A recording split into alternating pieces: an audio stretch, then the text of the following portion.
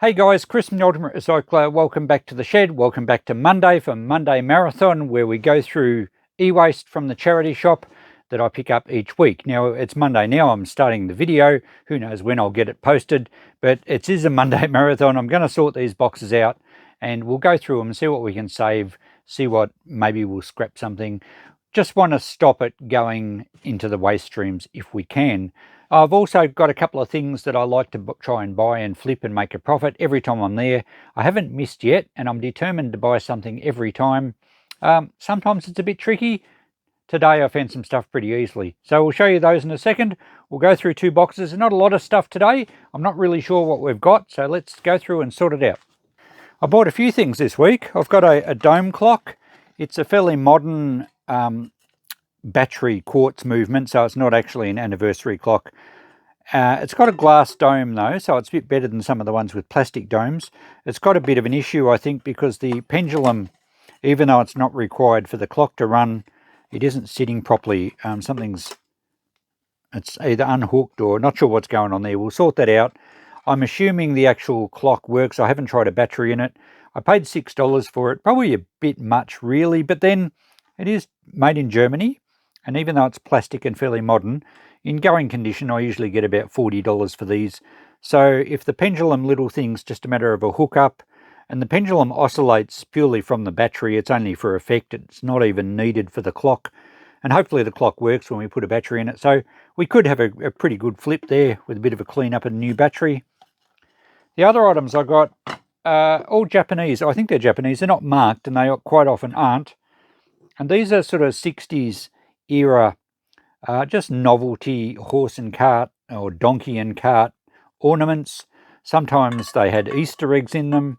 Other times they might have been sold with some other little gift thing in there. And they're quite quirky colours. They're in good condition. And I should get at least $10 each for these. What price were they? That one was $2. That one was $2. And this one a bit larger, I think was $3. Yeah, $3. So I think I'd probably go $10 each, because I think the smaller ones are actually a bit cuter than the bigger one. So that'll be a pretty good flip. What's that? 7 into 30. And I don't have to do anything with those except peel the stickers off.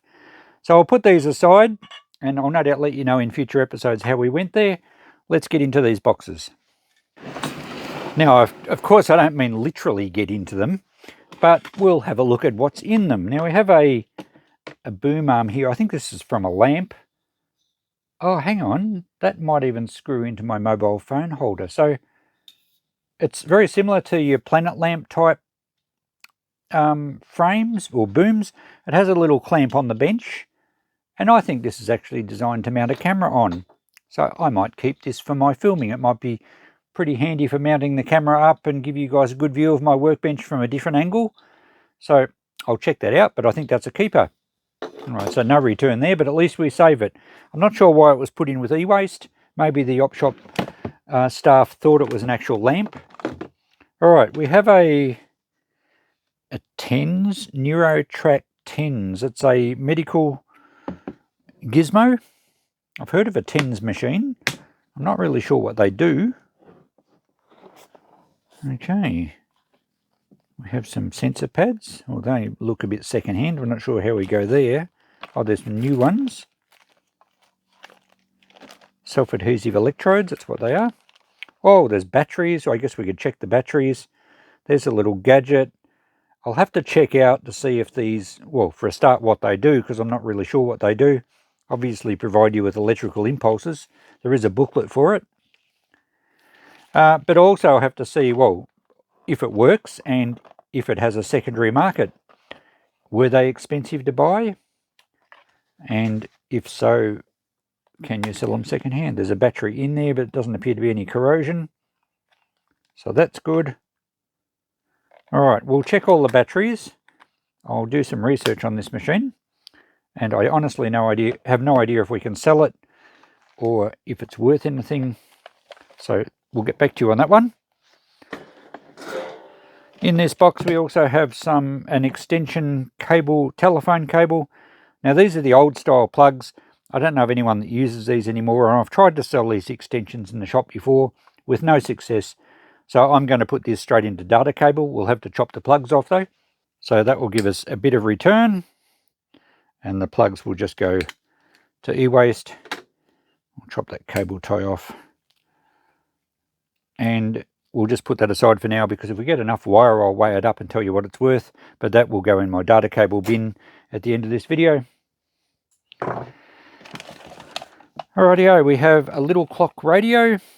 Clock radios sell quite okay. I've got to keep them cheap. This is probably only a $5 one. It's a bit scuffed on the plastic, but I think that might polish out. I've got some headlight polishing compound that's very good, so we might give it a check, although they're pretty deep scratches. At least it'll give it a little bit more clarity. So that looks undamaged otherwise. We'll give that a test, but hopefully it works and we can get $5 for that. That's a little blender like off a Magic Bullet or whatever they call them. So I'm not sure, if I assume it'll be in here somewhere. We have a bag of cables. Oh, there's something in there. Is that a digital set-top box? It's a small one. I think it is. Top Field. Quite an old unit. It looks very scuffed. Yeah, so it's just a digital tuner set-top box. If it works, it might be handy. I do get a lot of TVs at the shop, especially older CRT TVs that I like to try and have running. And of course, they're too old. They only get an analog signal. So you need a digital tuner for them to work. Has the power pack, has the cords.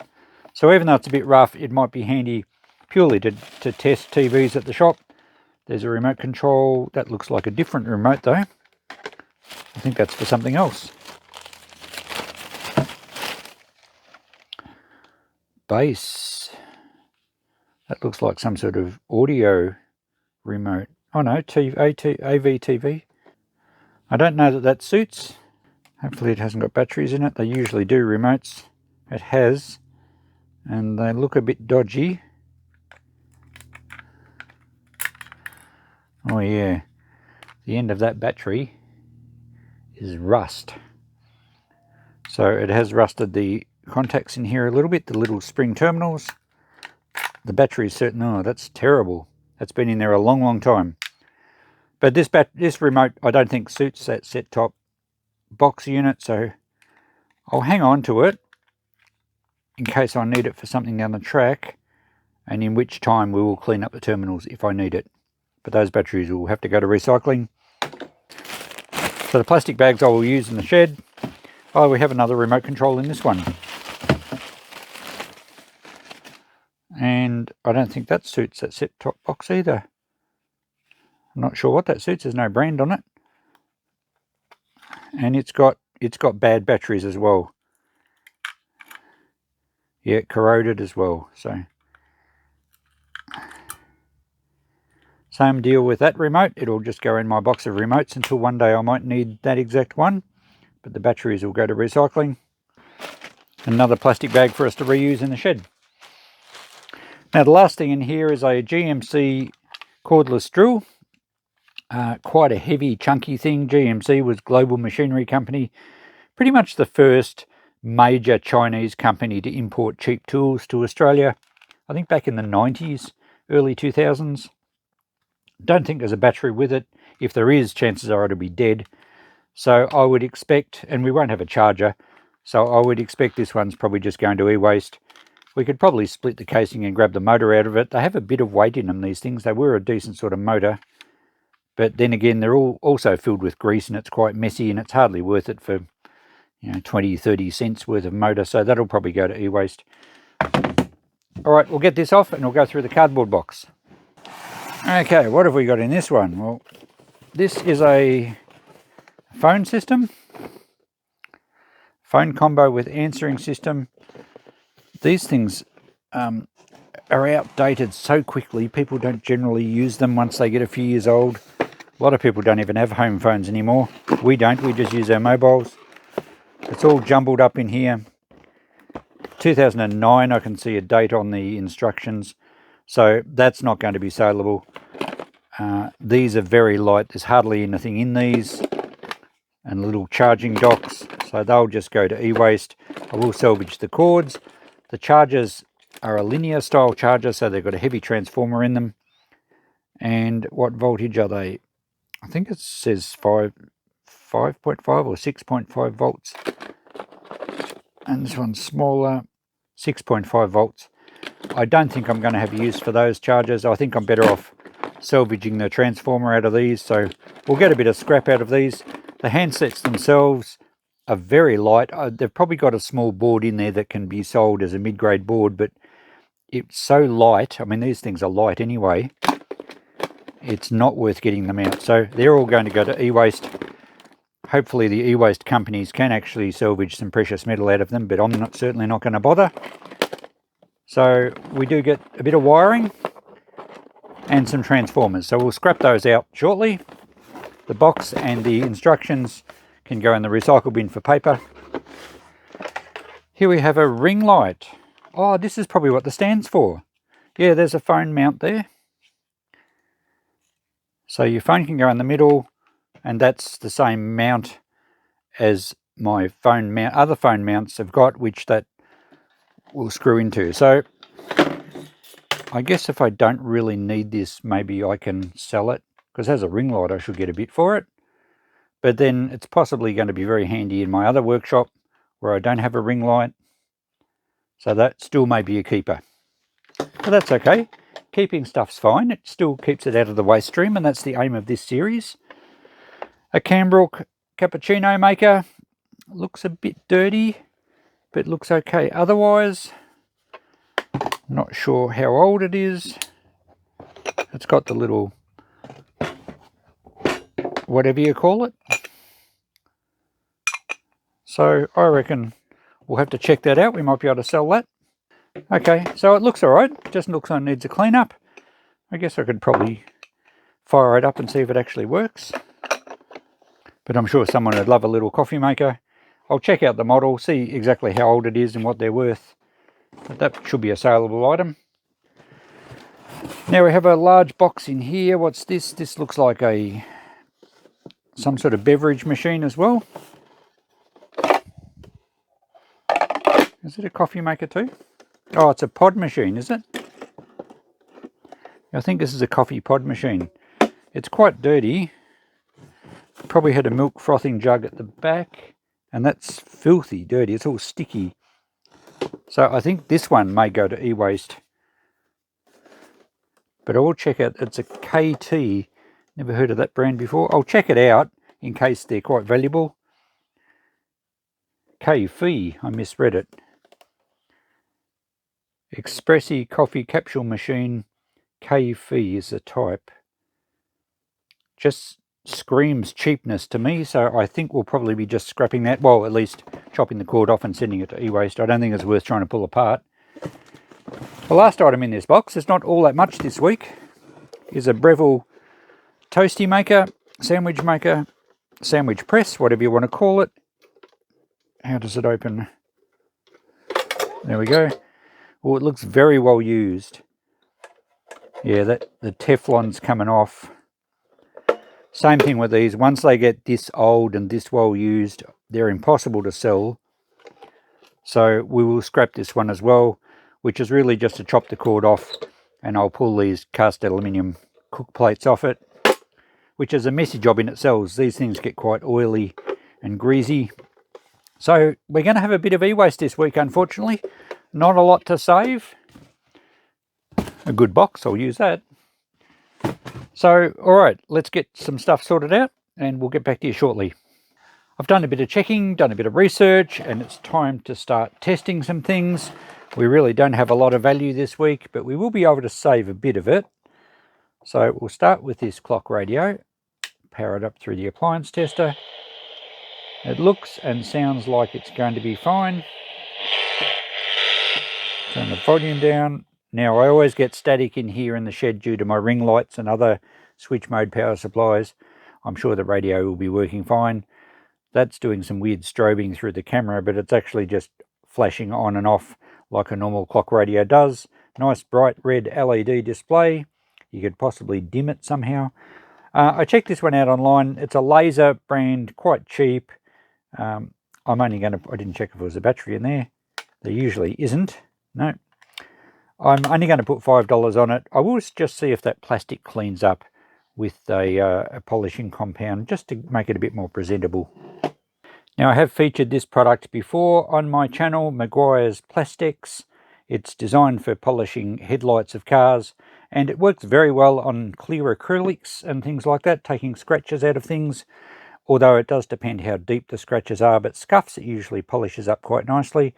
I have got a link for this on my Amazon store, and the link is in the description below. I do get a small commission out of anything that's sold through there, and I do appreciate that support to the channel when it comes along. Don't sell a lot of stuff through Amazon. It's really just a bit of an add-on for anyone that wants to get a product that I use and they can't find it through normal means. But anyway, if you click on my links and you shop on Amazon, I get a small commission and doesn't cost you any more. Right, let's give this a little bit of a polish and see if it'll improve it. Can you see the scratches before I start? We probably should turn it off. There's not much point having the LEDs flashing. Now you've got the reflection of the ring light. You can see it's quite scuffed. So I'll just put a little bit on a rag and we'll give it a bit of a work over. I don't know if this, I think this would be plastic rather than a proper acrylic like a Perspex. And it might be softer, it might be harder to polish, I'm not sure. I'll just work it for a bit and we'll have a look and see how it comes up. Okay, I've worked that pretty hard for a while and I'm actually quite impressed with that. I didn't think it would take those heavy scratches out. I'm trying to block the ring light reflection because that's a little bit disturbing. It looks like an eye. That's pretty good. Now, the first thing you notice when you polish with this stuff is that it goes really smooth and slippery. So it certainly takes any roughness away, but that's actually taken those deep scratches out. So a great product. There we go. So that's more presentable than it was. I could also wipe it over with Armor All. I do use that a bit. I don't think I've got any links for that, but that's available in just about every hardware place on the planet. And it's one way to make these black plastic things look sparkling new. It really gives that plastic some gloss. It does clean as well, but it tends to bring out the colour. Well, black isn't really a colour, is it? It's an absence of colour, but it tends to give it just a nice new look. It also makes them a bit slippery. So that presents very well now. I almost need a little turntable to display my finished goods on. Doesn't that look great? Okay, we should have no troubles getting $5 for that clock radio now. Now the next item to look at is this TENS machine. I did a bit of research online. TENS stands for transcutaneous electrical nerve stimulation, or something like that. And I think transcutaneous means through the skin. So you put these pads on your skin and it stimulates nerve endings on whatever part of your body you want to treat. And I believe it's for dealing with pain. I've never used one. I have heard of them before, but I didn't know anything much about them. I now know a bit more about them thanks to this. This particular model is an older model. In fact, I think I saw in the book that had a publishing date of 2006. So this company still is operating, Verity Medical Limited, which I think are a UK company. And they do still sell these things, but this one's obviously an older model, discontinued. But I think it's still got a market, and there are some new, I don't think that's new, but I think these are new electrical pads with the wiring. We have numerous batteries here which we'll test in a minute, and there's some rechargeable AA cells here, all 4 of those, and we have 2 wiring looms by the looks of it, or maybe more, and there's some more patches in the bottom, some more of those things. Okay, so they seem to be fairly expensive. Some of the ones I saw online were about $200 or $300. I think this older one, it probably has less versatility than the newer ones, but I think this was around 100 or a bit over 100. I did see some online, but they were selling, well, I didn't see this exact model, or at least not this exact kit. But I did see some for sale as low as 50, and even I think one was even 35. So they don't hold a lot of secondary value particularly I suppose when they're nearly 20 years old. But if it works, it should still have some value. So rather than just put a battery in, I'll test all the batteries first, because if we don't use it, well, I'll only put one battery in with this, and I might as well keep the others if they're any good. So let's put our meter on these and just see how we go. These are 9 volt, of course. Negative, positive. 8.22, that's down a bit. 9.15, that's a good one. So anything over 9 I would keep. 9.22, so that's a good one too.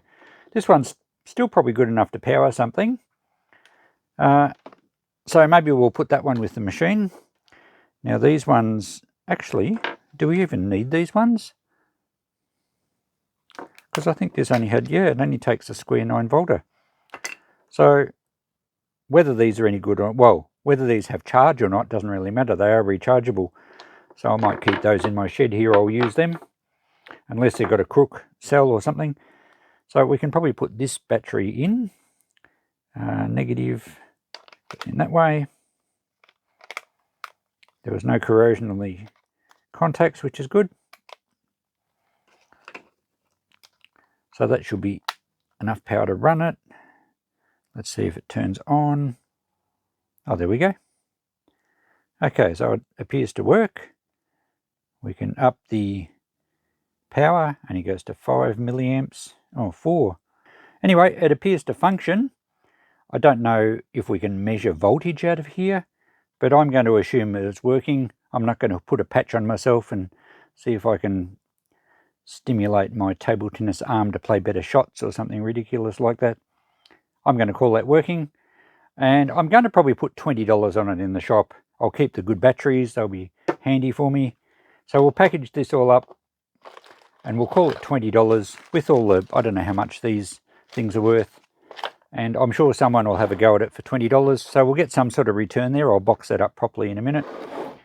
So gives us some return. We're not going to get much this week. The set-top box I checked out, it is quite an old model, and this no-name remote, from what I can tell from the pictures online, is the remote that goes with it. Remember, that had a bit of corrosion on the terminal, so I'll clean that up. I won't be selling this. I don't think I'd get very much for it, but I will be using it at the shop to perhaps get some TV channels on some older TVs that can't handle the digital signal, and we'll be able to run them through this box. So no value there, but that will be useful and not going to the tip. The other remote I will hang on to. I don't really know what it suits. Some sort of TV, but I don't know the brand. It just says base. I did Google the model number, and it did reference some TVs, but I don't think they're common ones. I'll probably never use it, but we'll hang on to it anyway. Now, the next thing is this Cambrook coffee machine. Even though it's a Cambrook, which is usually a better brand or a more expensive brand, this was quite a cheap unit. I read quite a few reviews to say that it was a pretty good unit for budget one, under $100. Some as low, I think, as $75 I saw. I'm not sure how old it is. I didn't actually get a price on it. But a few people said it made pretty reasonable coffee. It looks a little dirty in the top here, as you often get a little bit of oxidizing around the aluminium container, or the pressure vessel that has to heat up and produce the steam. I'm not going to do anything with this. I'm not going to go to the trouble of cleaning it up and trying to test it, because I think even secondhand would struggle to get $20 for it. What I thought I'd do, maybe just clean the obvious drips off that, but I'm not going to go to any trouble at all.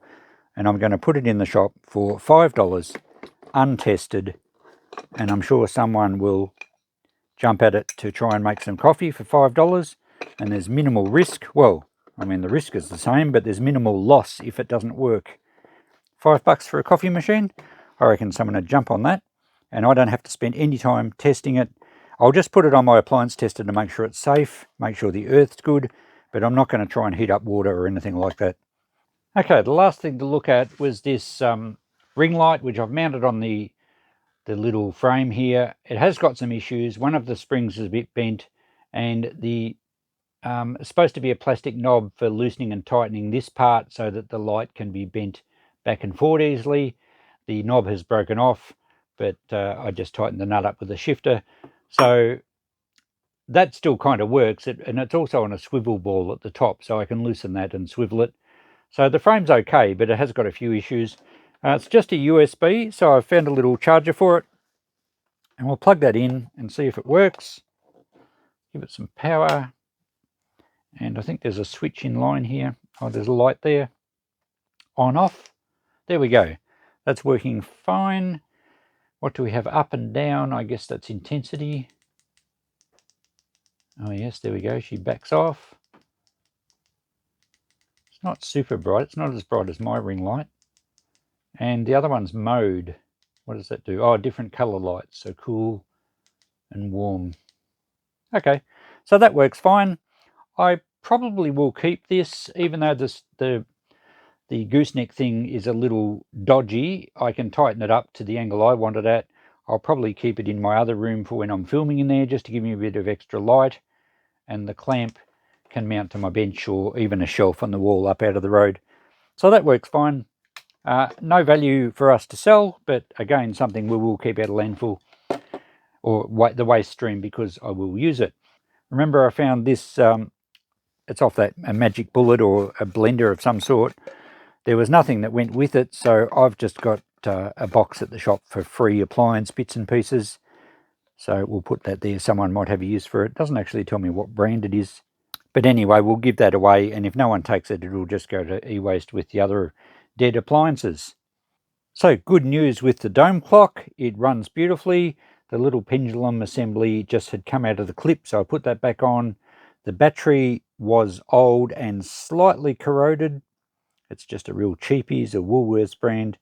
But luckily it didn't corrode the terminals, and I put a new battery in, and it's keeping very good time. So that's an excellent buy now for $6. Bit of a risk, I guess, because I didn't even look in the battery compartment when I grabbed it. I should have done that. But I think we'll probably put 35 on that in the shop, and it should sell pretty easily. I don't ever have any trouble selling those dome clocks, even though they're just a modern quartz movement and mostly plastic. They are, I think it says West Germany, so yeah, at least they're not made in China, I guess. So that leaves us with some e-waste items. I did a check on this coffee pod machine. I think it was an Aldi brand. What brand was it? It says Espressi Cafe, and I'm pretty sure that was an Aldi brand. So very cheap. I had a look online. There was some on there clean and in operational condition, and they just weren't selling. This one is filthy. Have a look how dirty it is. Look at the reflection.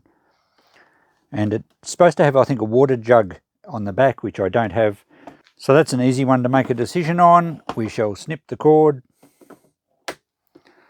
and we get a little bit more wire for our electric wire bins.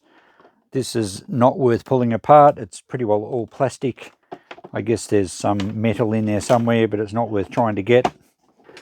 And as for the Breville sandwich press, I will be scrapping that out for the cast aluminium. We'll do a video on that shortly. I know I keep saying that. I have to get to them because I've got quite a lot stacked up. But as far as this video goes, we shall just snip the cord off.